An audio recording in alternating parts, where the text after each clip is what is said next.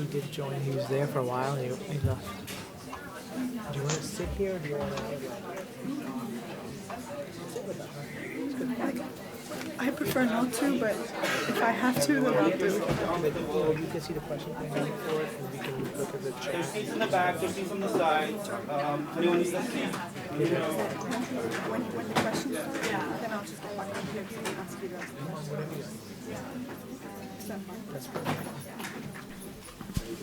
Hello, doctor. This is Alex in the booth here at Watson. We see you more clearly now. You should be able to hear me. I'm about to bring you out to the screen. Are you ready? Okay.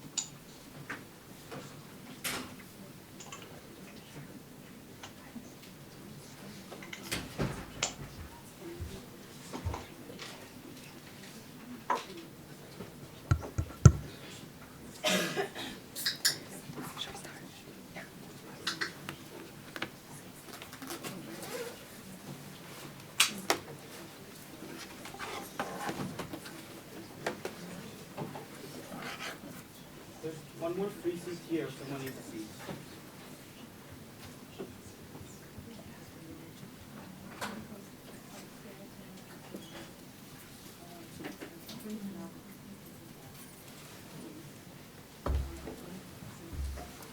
You can also alleviate these.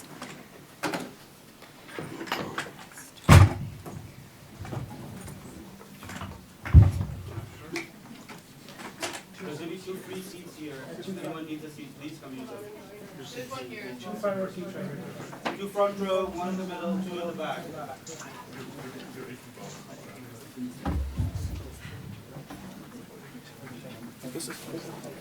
Oh, should I get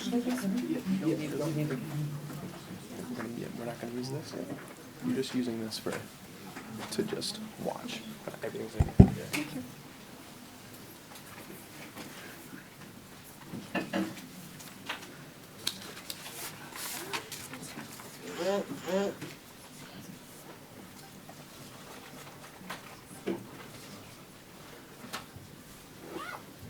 Yeah. Okay.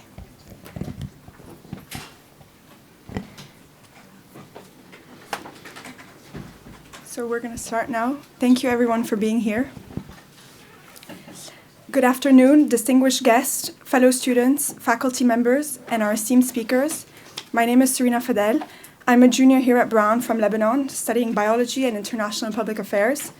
I feel honored to be here, introducing our speakers and welcoming you to this event, where we will hear a British Palestinian doctor's testimony of the onslaught of events in Gaza and the destruction of its medical systems after 43 days of genocide spent tending to its patients. A few months ago, my peers and I gathered on the green to write the names of the then 11,320 Palestinians killed by Israeli forces. Today, the number has swelled to at least 29,606, with an additional 69,737 wounded. Confronted by the magnitude of devastation, detachment is easy. Yet as we detach and live, let us not forget the catastrophes that reflect a Palestinian synchronous brutal reality. It is within this context that we gather, holding space for our speaker's narrative, a Palestinian narrative that is a mere hand-picked bouquet of individual human stories from Gaza. Dr. Abu-Sittah's story is a case of survival, not offered to many. So let us bear witness to the narratives that we will never be able to listen to. The stories of lives cut short in the face of true injustice, which will echo silently in the hearts of those who carry them. Stories of people like Hind Rajab, 5-year-old Palestinian girl killed by Israeli forces as she cried for help on a 3-hour phone call with the Palestinian Red Crescent. She was in search for love, sustenance, and safety, just as we do here on this campus every day. I will start by introducing Professor Ghassan Abu-Sittah, a multi-award-winning plastic and reconstructive surgeon with a worldwide reputation as one of the world's leading specialists in craniofacial surgery, cleft lip, and other trauma-related injuries. Professor Abu-Sittah is a passionate and active humanitarian, a British Palestinian. He has worked as a war surgeon in numerous conflict zones, including Syria, Yemen, Iraq, South Lebanon, and the Gaza Strip. He is clinical lead for the Operational Trauma Initiative at the World Health Organization's EMRO office and serves on the Board of Directors of INARA, a charity dedicated to providing reconstructive surgery to war-injured children in the Middle East, and Board of Trustees of the UK-based Medical Aid for Palestinians. He has recently established the Ghassan Abu-Sittah Children's Fund, dedicated to providing medical assistance to the children of Gaza, with its first initiative being the transportation of wounded children from Gaza into Lebanon for immediate care. In tandem, we welcome Dr. Abrar Qureshi, Warren Alpert Professor and Chair of Dermatology at the Brown Medical School, and Professor Lubna Kutami, Postdoctoral Research Associate in Palestinian Studies here at the Center for Middle East Studies. Professor Kutami will quickly offer an overview of the current state of Gaza's medical systems before allowing Dr. Ghassan Abu-Sittah to speak. Professor Kutami, the floor is yours. Thank you, Serena, and thank you to all of you for being here today. I'm honored to be here for this urgent but no less difficult discussion. I want to take a moment to thank the student organizers, the CMES team, for organizing this for us. And in a few brief moments, we're going to get to hear from Dr. Abu-Sittah, who has been serving on the front lines in Gaza on the health ramifications and implications of this genocide. But before we do, I just want to open with some brief opening remarks. Since October 7th, the Israeli state has waged a genocidal war on Palestinian life in the besieged Gaza Strip. As of today, the number of bombs that have rained onto Gaza equate in force, damage, and lasting impacts to that of 4 to 6 nuclear bombs. As of February 23rd, the Euro-Mediterranean Human Rights Monitor states that 38,066 Palestinians have been killed, 35,000 of whom are civilians, including 8,620 women and almost 15,000 children. Thousands more are expected to have already passed due to widespread starvation, disease, and dehydration, and many more remain entombed under the rubble of destroyed buildings unaccounted for in the final tally. Nearly 100,000 structures have been destroyed, including homes, industrial facilities, mosques, churches, heritage sites, schools, shelters, and over 2 million of Gaza's 2.3 million population have been forcibly displaced, thousands of whom have endured bombing in locations they were told would be safe. Since the start of this genocide, we've all witnessed a deliberate attack on healthcare facilities, supplies, and workers. 28 hospitals, 65 clinics, and 163 ambulances have been laid to rubble. 326 healthcare professionals and 184 civil defense workers, alongside hundreds of aid workers, have also been killed, thousands more injured. Nearly 72,000 Palestinians have endured life-threatening injuries and many whom have been unable to seek medical care. Gaza's doctors and nurses continue to face imminent shortages in medicine and supplies, fuel, electricity, sanitary water reserves due to the aerial land and sea siege and the refusal of the Israeli state to open a humanitarian corridor through the Rafah border. Surgeons are forced to conduct life-saving operations using the flashlights on their telephones, and thousands have endured amputations or other major medical procedures without anesthesia. Nearly 20,000 Palestinian women have given birth to babies since October 7th, many without food, water, and medical care, and thousands more are expected to deliver within the coming months. The World Health Organization warns of the gravity of the crisis, emphasizing the spread of untreated diseases, including respiratory infections, which are widespread amongst children in overcrowded UN facilities where almost 1.1 million people are sheltering. Philip Lazzarini, Commissioner General of the UN Relief and Works Agency for Palestinian refugees, states that the flow of aid has been trickle in comparison to a sea of humanitarian needs. Martin Griffith, spokesperson for the United Nations Emergency Relief Program, states that the humanitarian community has been left with the impossible mission of supporting more than 2 million people, even as its own staff are being killed and displaced, as communications blackouts continue, as roads are damaged and convoys are shot at, and as commercial supplies vital to survival are almost non-existent. Dr. Margaret Harris, spokesperson for the World Health Organization, described the situation in Gaza's hospitals as unconscionable. The very basics, she says, Palestinian surgeons do not have. One of my colleagues described people lying on the floor in severe pain, in agony, but they were not even asking for pain relief. They were asking for water. Everyone in Gaza is hungry, and each day is a desperate search for sustenance.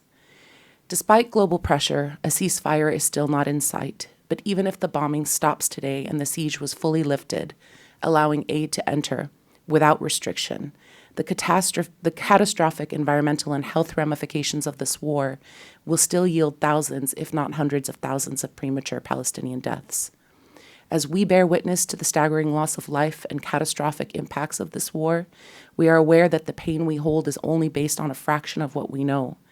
What I have shared does not even begin to take stock of the long-term mental health ramifications of this genocide, or the enduring injuries that makes Gaza's population the highest community with disabilities in the world. Today's discussion intends to give us a more comprehensive understanding of how health and medicine factor into this genocide and its potential recourse.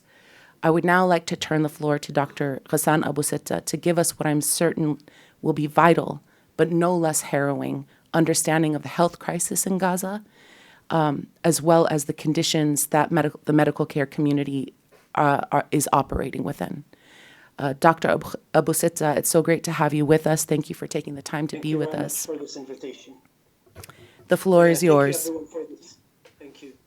Thank you, everyone, for this invitation. Thank you for taking the time to come and hear us talk about the 21st century's first genocidal war. I will just take you through my observations of working for 43 days in the health system in Gaza, starting on Monday the 9th of October when I got to Rafah border, and ending when I decided that there was nothing left for me to be able to do in the southern part of Gaza, and I left. The story of the Palestinian health system started well before the 7th of October. 16 years of siege had left the Palestinian health system on its knees. The siege meant that of the WHO's essential drugs list, the Ministry of Health on the day of the war only had 35% stock.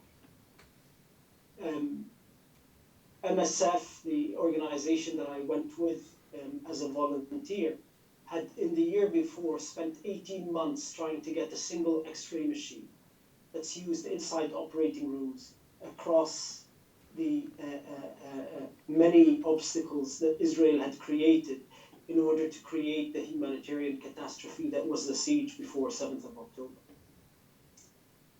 When I got to Gaza on the 9th of October, the bombing had been so intense that we were pinned down in a house and unable to get to Shifa Hospital for that day.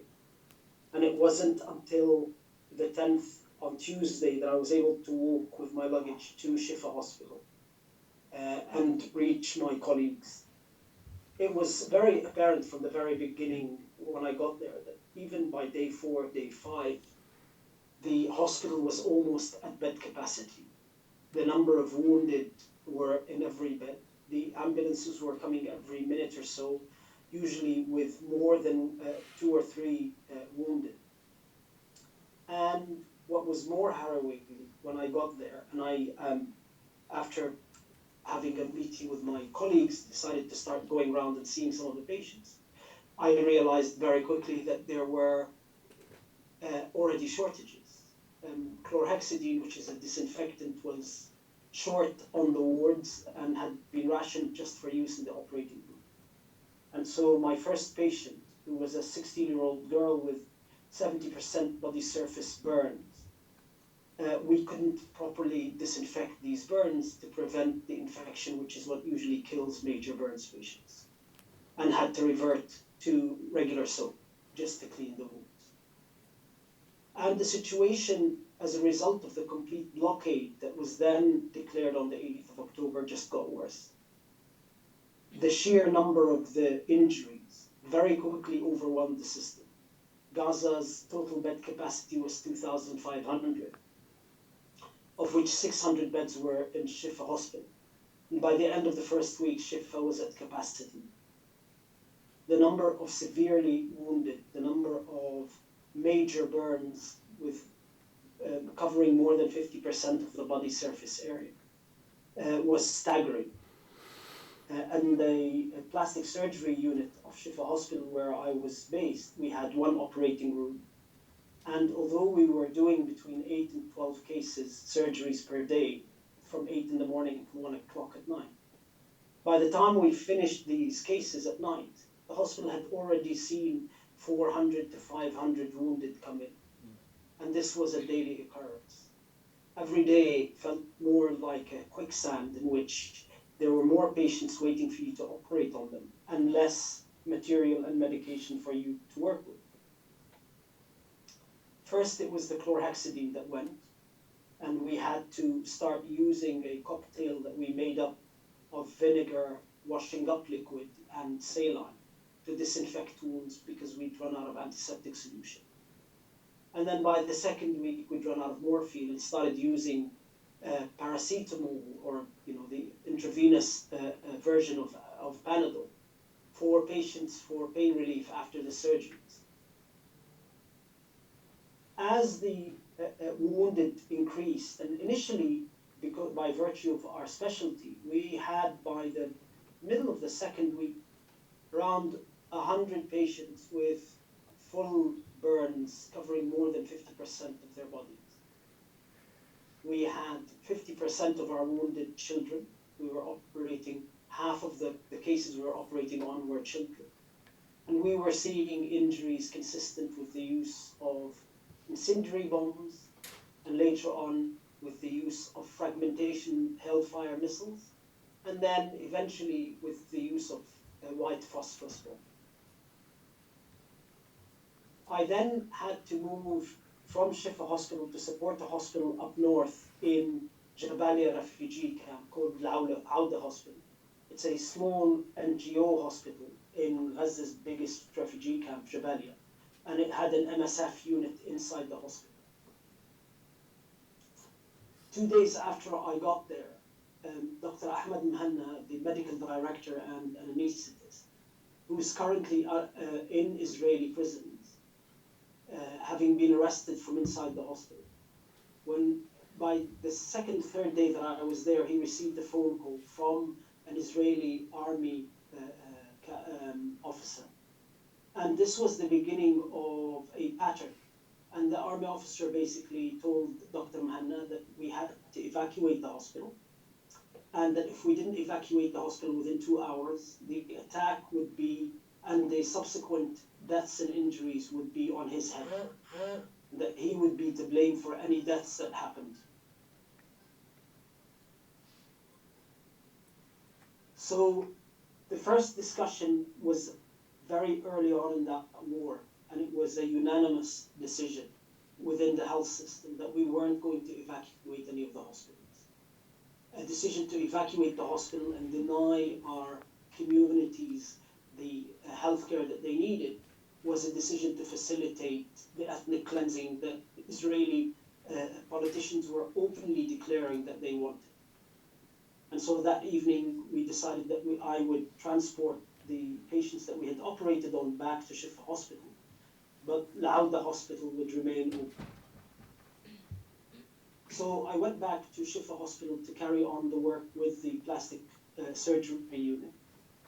And as the wounded mounted, it meant that people were not being taken to the operating room anywhere near the time scale that they needed.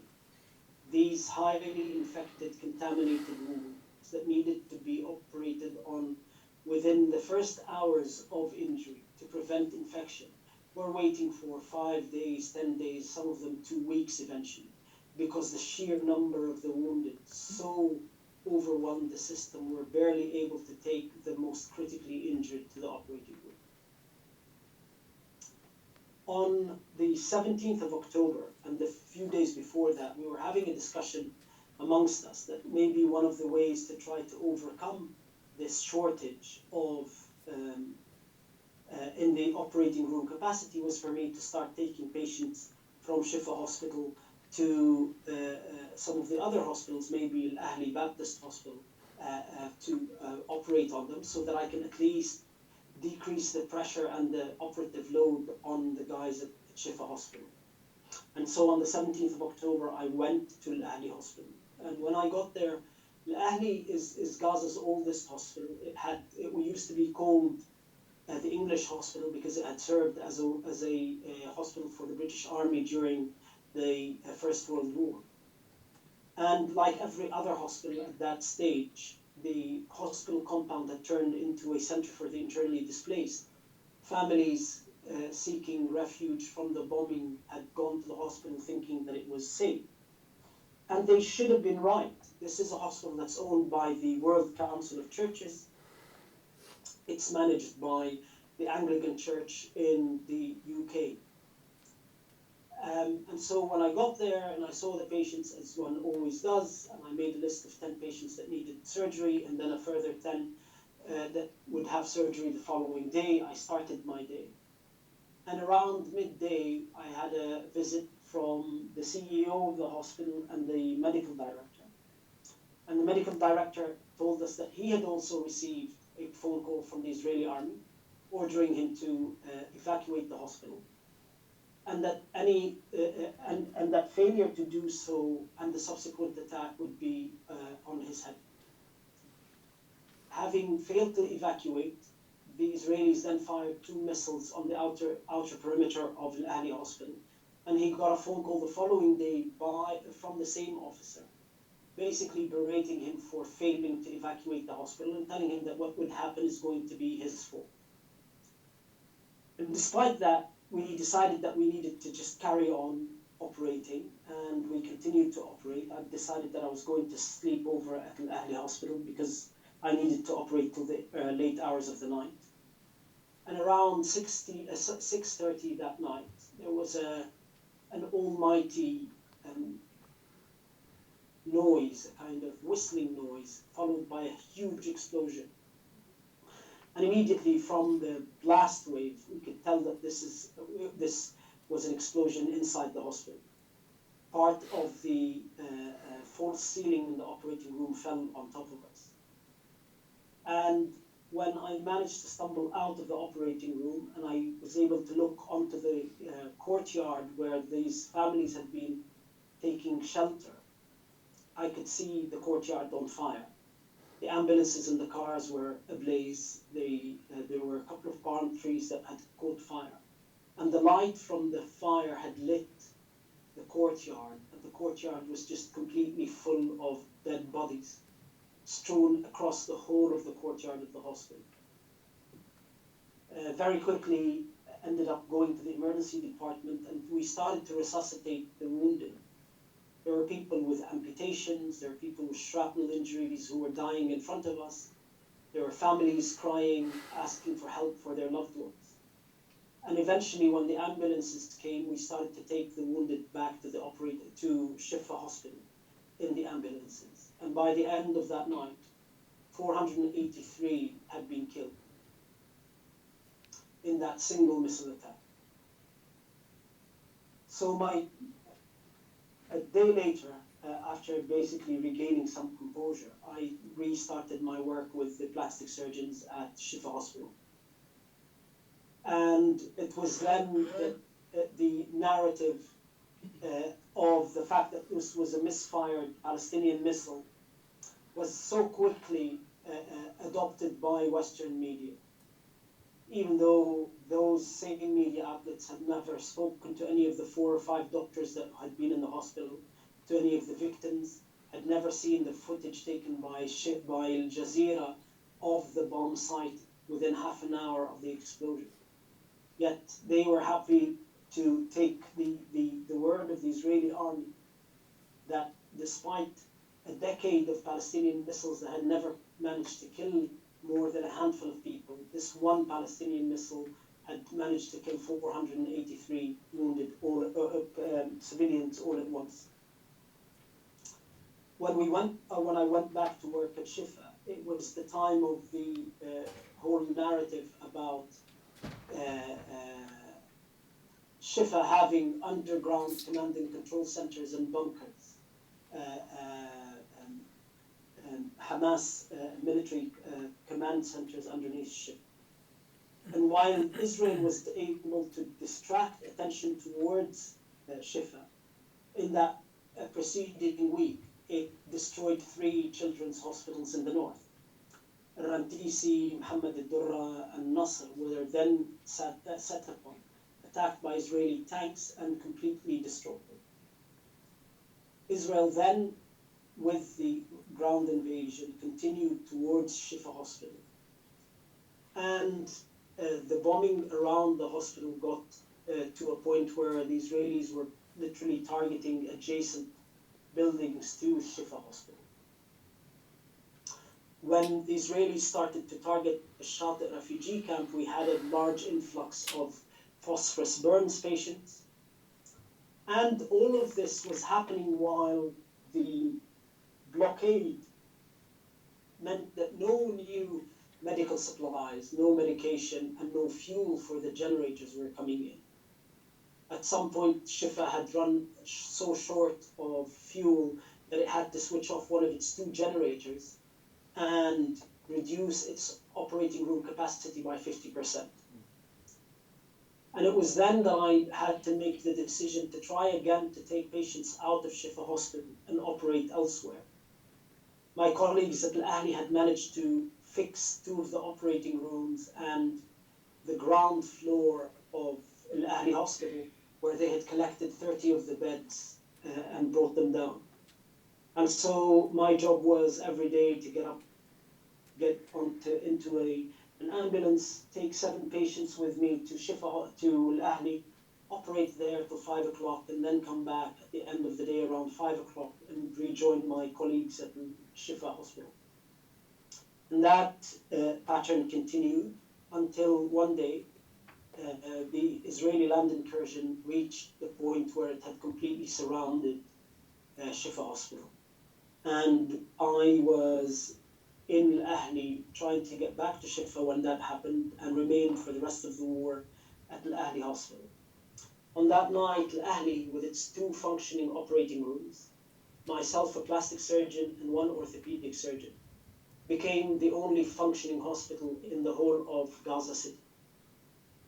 Within a couple of days, we had over 500 wounded. And we were having to make life and death decisions based on this diminishing capacity and our inability to provide complex surgical care beyond our specialties. Patients with head injuries and severe chest injuries would be left on the trolley to die because we could not take them we didn't have a CT scan, we didn't have a neurosurgical team. And as that hospital, that small hospital, turned into Gaza's only functional hospital, every day hundreds more wounded would come. This was made more difficult by the fact that the Israelis had started to use quadcopter drones which are helicopter-like drones that have sniper guns attached to them, and had sent them into the area surrounding Al Ahli Hospital. And they were firing at any of the wounded or any of the families trying to get to Al Ahli Hospital. And on one night, we received 20 patients with high-velocity gunshot wounds who had been fired on by these drones within the vicinity of Al Ahli Hospital. And as things continued to run out, eventually we ran out of ketamine. And ketamine is one of those drugs that has been around in wars forever and is currently used by vets. But we rely on it during war because it's one of those medication that you can give without the need for an anesthetist or a general anesthetic, and it allows you to perform quite painful procedures without without the need to have the anesthetist with you. And that ran out, and with all of these patients in the hospital needing surgical intervention, that we weren't able to provide anything beyond the basic bandaging for. Some of these patients started to develop wound infections, which meant then that we started having to perform very painful wound cleaning procedures and debridements without anesthetic, without analgesic. And sometimes on children, you would go around in the morning and you could see and smell the infected wounds through the bandages on these kids. And you knew, or I knew out of experience, that these same kids, by the end of that day, would be septic and dying if we didn't intervene. And so we would do these cleaning procedures with vinegar and soap and water on these kids and these adults without any analgesic or anesthetic. This continued with more and more attacks and more air raids that brought hundreds into this small hospital. And after a particularly vicious attack on a mosque that had been used as a center for the internally displaced, which brought 50 dead and hundreds wounded, we had been operating until 5 o'clock that morning.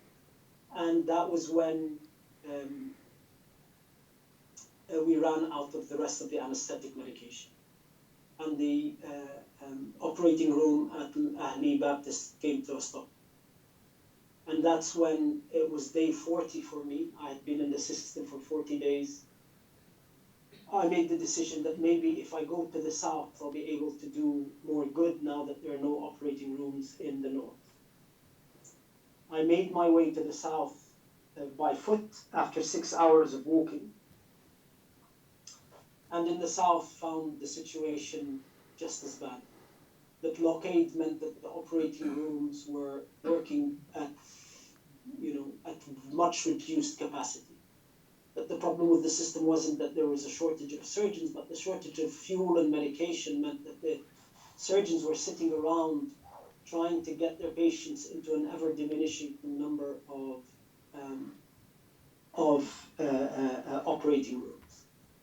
And on day 43, I made my way to Rafah, the border, and I left. Since then, that attack on the Ahli Hospital has become part of a strategic military campaign to completely dismantle the health system in Gaza, with the aim of making Gaza uninhabitable. And I use dismantle because it's not just a physical attack. The hospitals are attacked. Those that reopen are then attacked again. And as happened with my colleague Ahmed Hannat Al-Aouda, he was then arrested for reopening the hospital. These hospitals then get bombed. And this happened at Al-Aouda Hospital when the Israelis fired a missile into the sleeping quarters of the surgeons, killing 3 of the surgeons.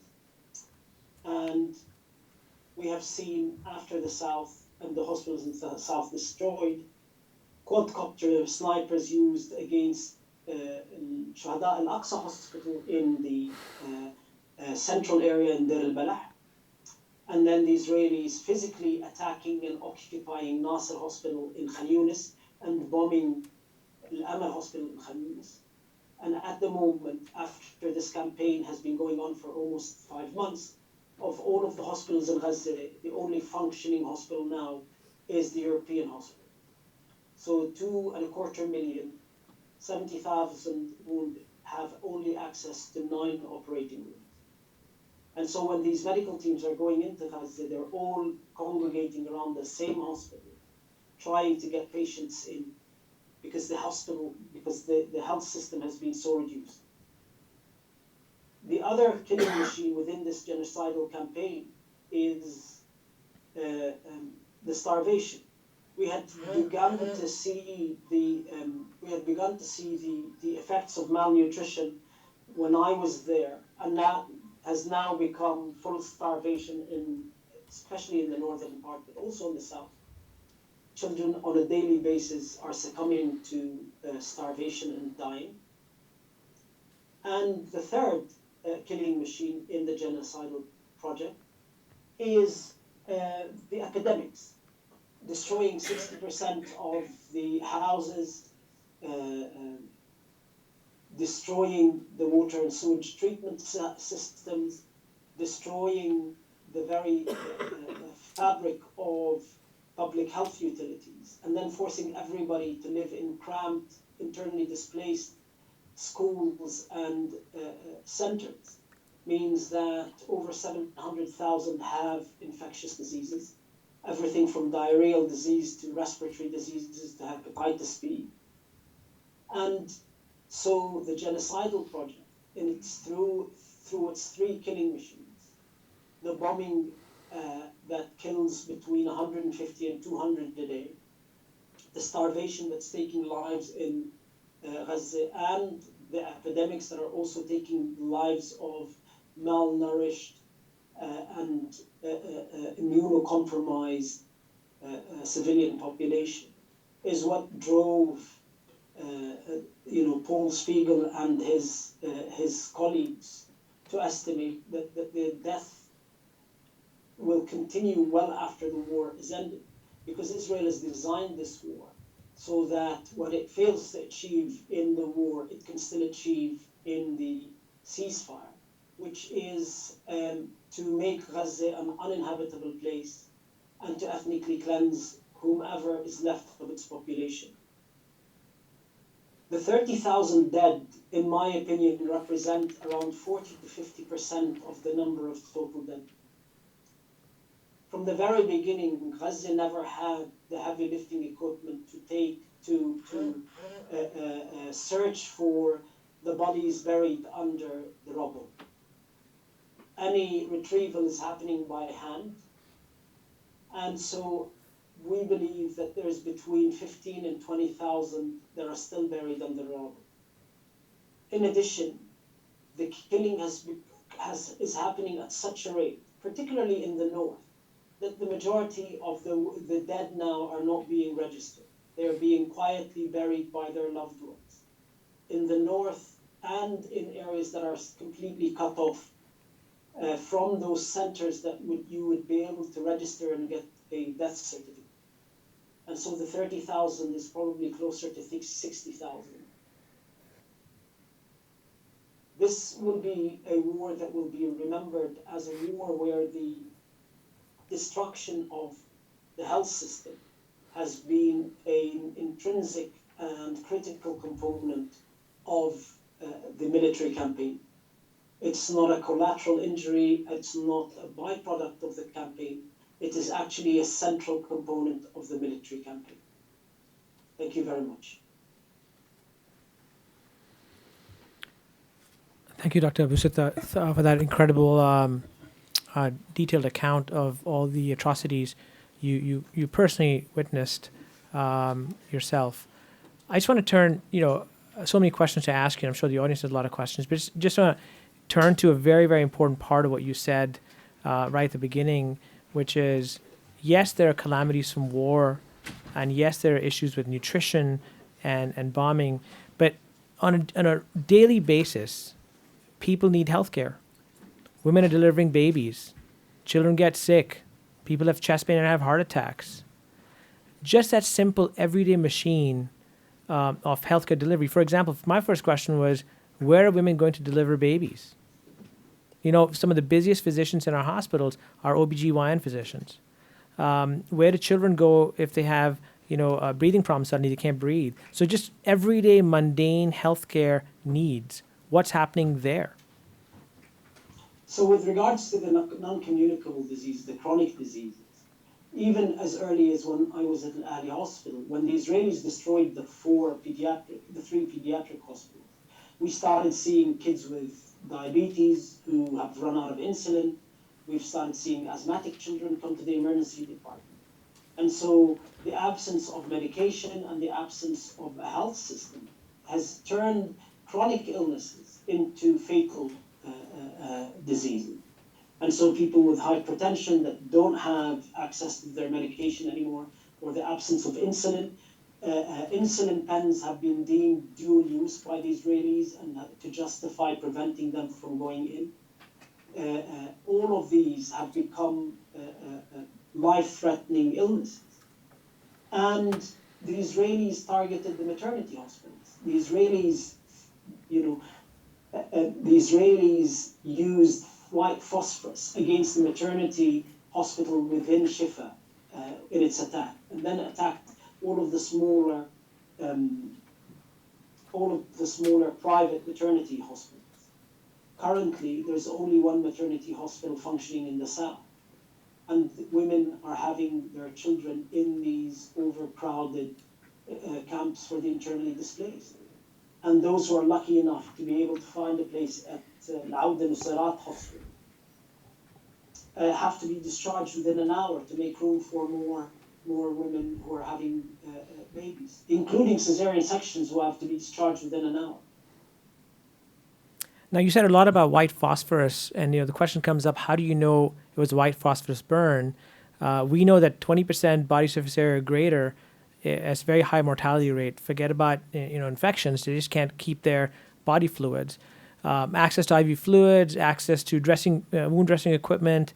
But first of all, how did you know it was white phosphorus? Can you tell us about the color of the burn, the depth of the burn, the rapidity of the burn, the pain related to the burn? Can you say a little bit more about your experience there?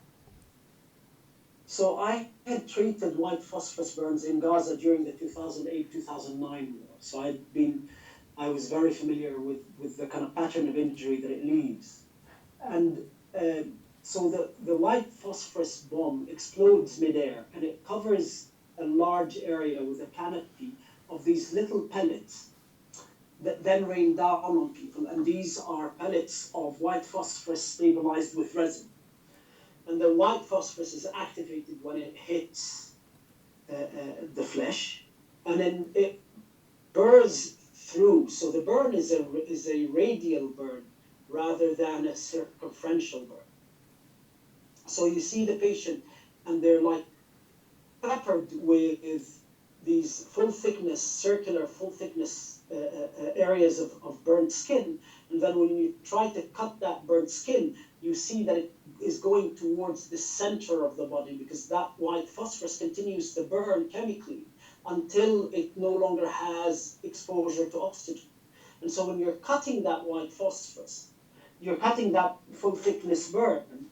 You sometimes, when you come across that resin, once you re-expose it to the oxygen, it then reignites. And so one of the things that you do when you're debriding a white phosphorus burn is you're continuously irrigating the wound with water to prevent that phosphorus from reigniting.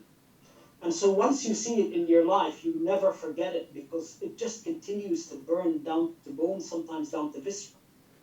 Yeah, now, white phosphorus is not active underwater. Did you have enough fluids to irrigate wounds? You said you ran out of equipment at some point and supplies. How did you debride the wounds beyond the saline and other equipment that you had to irrigate these wounds as you're operating on them? So we started to boil drinking water and then dilute whatever was left of the antiseptic solution intraoperatively, and we made these cocktails of vinegar and washing up liquid to clean the wounds superficially.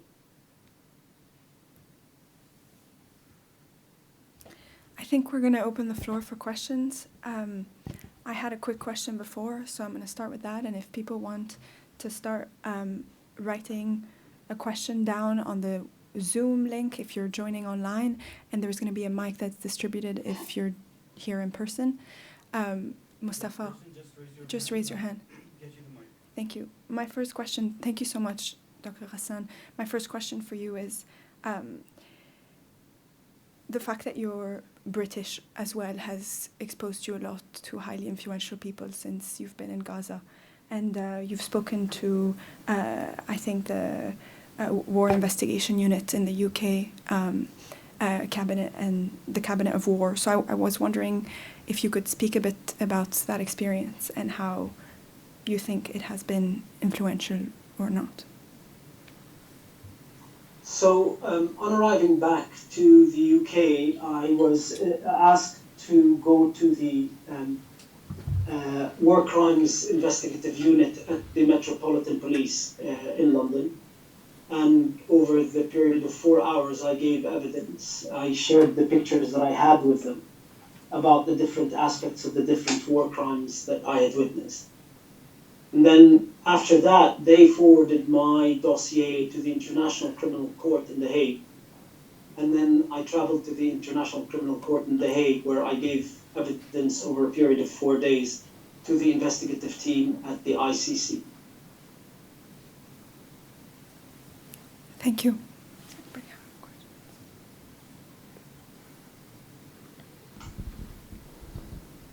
Hi, Doctor.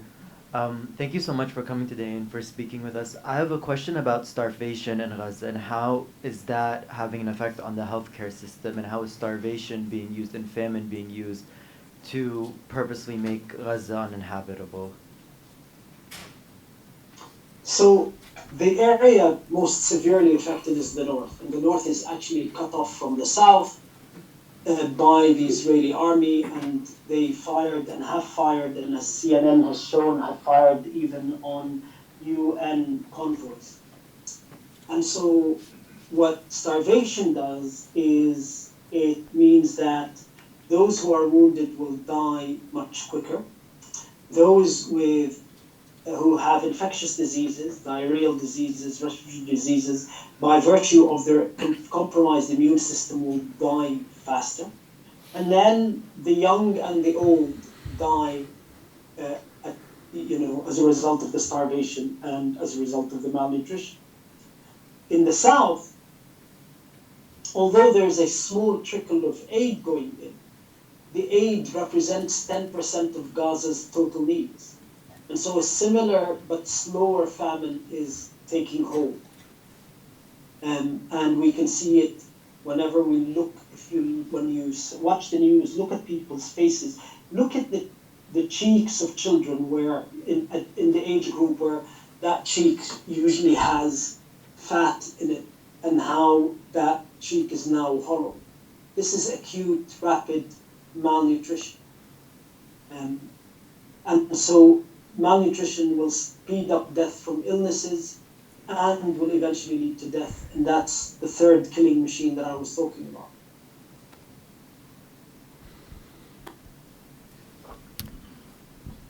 As we wait for questions from the audience, Dr. Abu-Sittah, can you say a little bit more about the malnutrition? So I just got back from refugee camps in Jordan, the Syrian refugee camps on the border of Jordan and Syria. And in the last maybe decade or so, we've seen that there's this chronic malnutrition where a child walks into clinic and they look like they are 8 years old, but they're actually 13 years old, right? You see a woman coming in with hair loss, but she's coming in for hair loss because she is severely iron deficient. So there's the macronutrient caloric intake issue. There's a micronutrient long-term issue. And then the clean drinking water is such an issue because water is so heavy and to carry water is so difficult. Can you say a little bit more about this chronic long-term? Because you said at the end, the acute war injuries do end, but the chronicity of disease continues beyond that. So at the moment, we're seeing acute malnutrition, i.e. people just do not have enough calories to get them through the day, especially in the north, where the Israelis have prevented all aid from getting in. And people had reverted to eating cattle fodder, and now they've run out of cattle fodder. And so what we're seeing is both the caloric malnutrition and the kind of qualitative malnutrition associated with nutrients. And a similar process is happening. But what the Israelis are relying on, that even after the ceasefire, that the destruction that they have wrought on the population and on the environment in Gaza will ensure that this level of malnutrition, both micro and macro, both acute and chronic, will continue to take lives well beyond. They've created an ecology of war in Gaza that will continue to damage human health for decades to come.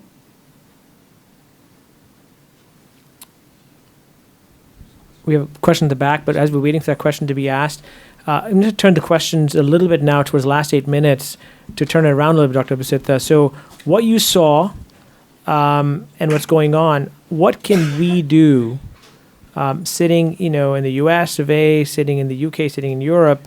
What can we begin to think about or do as ceasefire talks are happening? What can we do to prevent further loss of life and healthcare issues in this population at risk? So first and foremost, the political pressure needs to continue for an immediate ceasefire and an opening up of a humanitarian corridor that as quickly as possible is able to alleviate the suffering of the population, both in the north and the south of Gaza, and to end this internal blockade around the northern part of Gaza. We need a ceasefire that the killing stops, and we need the ability to bring in as many medical teams with their field hospitals to try to deal with the monumental number of wounded that are currently in Gaza. That is our job at the moment, politically, to keep pressure on our governments and on our representatives and on all of the institutions.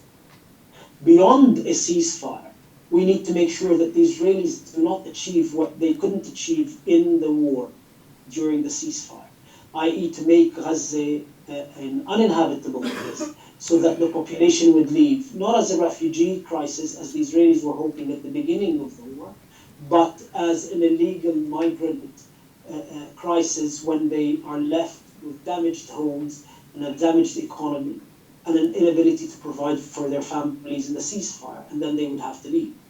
And so our job is twofold: to make sure that the killing stops at the moment, but also to make sure that the genocidal project is thwarted during the ceasefire by providing humanitarian assistance to the population to help them rebuild their lives and their bodies. We have a question at the back. Yes. Thank you. First of all, thank you, Doctor, for the recount. It was very powerful. You touched on this a little bit, but I know the water system in Gaza has been terrible for many years. How has that worsened since the genocide started, and how do you think that plays into Israel's genocidal intentions?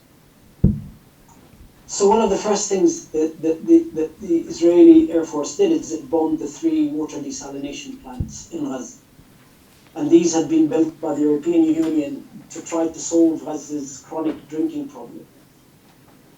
And so what this means is that as much as there is a shortage of food, there is a shortage of clean drinking water. And this is one of the many reasons why there's such a spread of waterborne infectious diseases. People are drinking unsafe groundwater because there's no other access to clean drinking water. And that is contributing to the infectious diseases public health crisis. Dr. Abu-Sittah, thank you so much. We have a few questions that are coming in from the Zoom feed, and if it's okay with you, I'll maybe read a couple of them together. The first says, is the testimony you gave at the ICJ taken into consideration in the South African genocide claim case, or is it another case? The second question says, thank you, Dr. Abu-Sittah, for your life-saving work in Gaza and for these harrowing accounts of your time working in the hospitals. What are your thoughts on the reactions of the international medical community to the genocide in Gaza and the total destruction of the healthcare system? Why do you think there has been such inaction or event comment upon these, or even comment upon these atrocities? So my testimony was used in the South African submission, but it's also hopefully part of also a criminal case that the International Criminal Court is preparing. There are two separate cases, but they're both been used my testimony. The silence of the it's interesting. On one hand, you do have this outpouring of solidarity and offers of help from health professionals across the globe, wanting to go to Gaza, signing up with all of the different medical and humanitarian organizations to help in any way, shape, or form. At the same time, you have these medical institutions and establishments and academic centers, and I can speak to the British Medical Association or the Royal Colleges of Surgeons, or even some of the medical schools that have even failed to eulogize some of their slain alumni in Gaza. And all of this has highlighted the fact that the Palestinian people are up against not governments, but a whole political system that extends the breadth and the depth of the political class, that is designed at silencing their narrative and erasing their existence. And that system came to full force during this war and continues to come to force.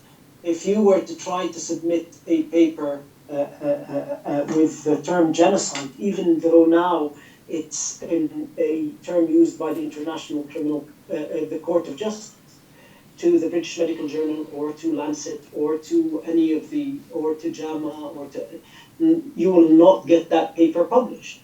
You will not hear condemnation by the Royal Colleges of Surgeons or physicians or obstetricians.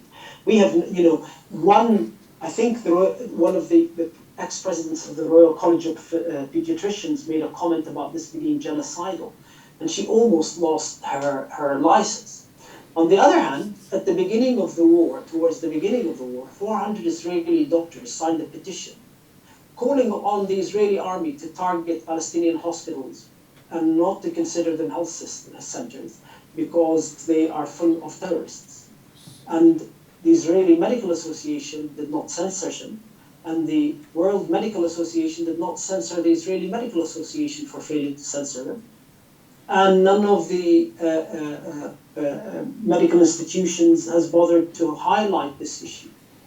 So the Palestinians are dealing against a system that has been built over 75 years. And now that the real face of this genocidal project is appearing, that system needs to be dismantled brick by brick. Just one last question to wrap things up. We're at time. We've talked a lot about physical health, access to food and water. Can you say a little bit about the mental toll on the children in particular, but also the adults? Mental health is such a challenge, and we've talked about post-traumatic stress. Now we're talking about continuous traumatic stress in these situations, Dr. Abu-Sittah. So can you say a couple of words about that before we end?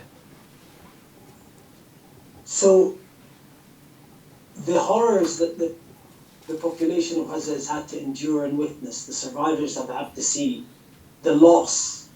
I was in Doha visiting some of the wounded, and there was a 14-year-old boy with an above-knee amputation in one leg, a crushed hand, and he had been holding his mother's body for a whole night while they lay under the rubble of their home. There were children with amputations that had lost their entire families. There was a woman, the mother of one of the wounded children, who had lost her husband and all of her other kids and was unable to cope with her own pain, let alone look after the remaining wounded child. And the more you look at it, the 17,000 orphan children, the 5,000 kids with amputated limbs, the layers of human tragedy that constitute this genocidal war is unfathomable. It really is. I was there, and every time you hear a story, you think it just cannot possibly get worse. And it does. You hear something else that's even worse. And so the mental health toll is once this war, if this war ever finishes, is going to be so profound, because there are no answers. And anyone in the rest of the globe with any kind of experience and trauma who pretends to have answers to what people in Gaza have seen is fooling themselves. Thank you so much. I think we're going to end it here. Thank you, Dr. Ghassan. It's really super powerful, and I think we all have a lot to think about and unpack from your time with us. So, yeah. Thank you for your invitation. Thank you very much. Thank you, Dr. Abu-Sittah. Thank you. Thank you. Thank you.